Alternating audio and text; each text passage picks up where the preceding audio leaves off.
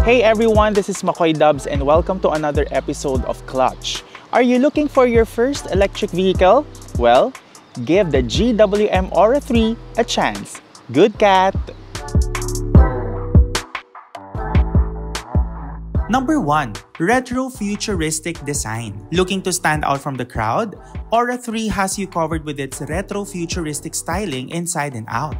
With 18-inch alloy wheels, LED headlights, integrated rear light bar, and plush premium interior. Aura 3 is sure to make a statement wherever you go. Talking about the interior, ang ganda. Okay. Gen Z vibe. And feeling ko, ang target market talaga ng sasakyan na to ay para sa mga Gen Z at sa mga feeling Gen Z at heart. Tulad ko. Charot. Kidding aside, what I like about the interior is that it's so minimalist and simple. It's not intimidating at all. Even for the instrument gauge cluster. And the seats are so comfortable. And it's so spacious. And for my impression, binigyan talaga ng GWM ng priority yung mga passengers when it comes to the space and of course, comfort. Classic design ang atake for the aesthetic, which also complements the look of the exterior because you have that retro vibe. The instrument gauge cluster and of course the infotainment screen is already embedded. So magkatabi na sila. That's why if you have to access all the features when it comes to infotainment, accessibility in terms of navigation, madaling ma-reach. Tapos gusto ko din na meron siyang space dito. So, pwede kang magpatong ng mga ibang bagay dito like your phone or if you want to install a phone holder, no problem at all. Also, I appreciate na madali din gamitin yung rotary knob when you want to change your gear. Like for example, of course, pipindutin mo lang if you want to park. Ganyan-ganyanin mo lang kung gusto mong mapunta sa drive, neutral, or reverse. You also have an electronic parking brake, auto brake hold, which is very helpful when it comes to city traffic, especially ngayon, kahit pa sabihin natin hindi bare months, traffic naman talaga every day. But also, since this is an electric vehicle, you are saving the environment. No need to gas at all. Dito naman, pwede ka rin maglagay ng mga gamit-gamit or kunwari mga resibo ng gas, lalo na kung gusto mo mag-reimburse, diba? Walang problema dyan. Also, meron kang space dito for the coins and everything. But for the connectivity, meron kang USB ports na dalawa dito for connectivity and yung isa naman for charging your phone. Na-appreciate ko rin na meron tong wireless charger or wireless charging. Also, meron kang 12-volt socket. So, like for example, kung may road trip kayo ng mga barkada mo at kailangan nilang maki-charge, no problem. Meron kang 12-volt socket dyan. Ito, sa likuran, meron ka ring USB port. So, para sa akin, inisip talaga ng GWM na ang car na ito ay hindi lang pang pamilya, pang sports pa. O, diba? Ganon. Di ba tayo makaka-copyright dyan? Number 3. As for the power unit, you're sure to get 100% electric power that's good for the environment and gives you up to 420 kilometers of range.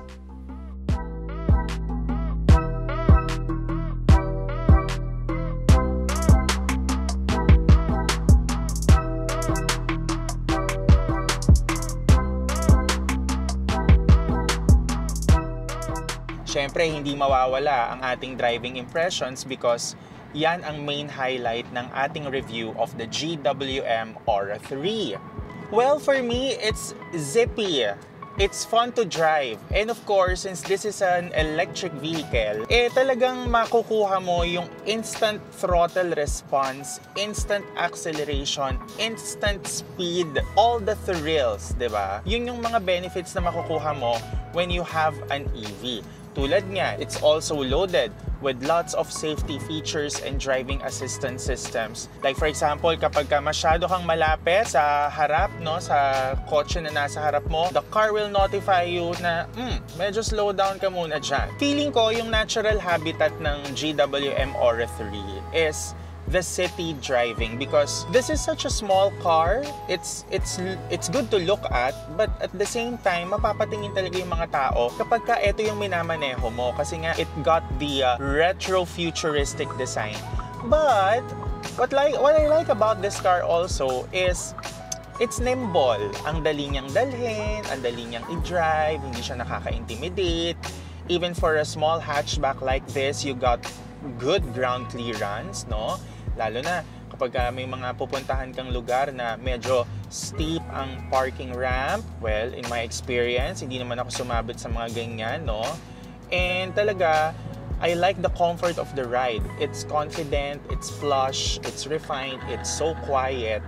So it's really perfect for everyday driving, especially if you live in the metro or you have, alam mo na, spontaneous trips outside of Manila. This car is also well equipped when it comes to safety and technology because you got cameras all around. Like for example, kapag you will turn your signal to left and right, mag-on yung kanyang camera and makikita mo dito sa iyong digital screen, which is really nice. And also you have blind spot monitoring, which is also helpful, lalong-lalo na when you're driving on the expressway. The car feels stable and also solid kasi even for the minor bumps on the road, you know, small potholes, na-absorb ng maayos ng sasakyan na ito. And I feel like the platform is really well equipped, diba?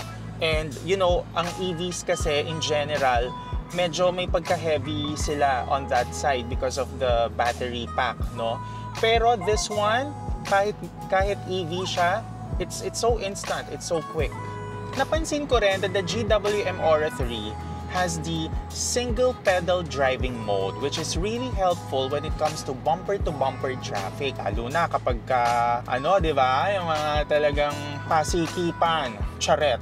Ibig ko pong sabihin is, the regenerative braking is really helpful when it comes to charging the battery. Tulad ngayon, we are driving sa highway and most of the time, I don't need to press on the brake pedal kasi ang lakas ng regenerative braking niya and it also helps in charging the battery. Lalo na kapag mga downhill, kunwari galing kayo ng Baguio or ng Tagaytay, Antipolo, mga ganyan, no? Helpful ang regenerative braking para ma-charge ang battery. So it also kind of saves you from using the brake pedal.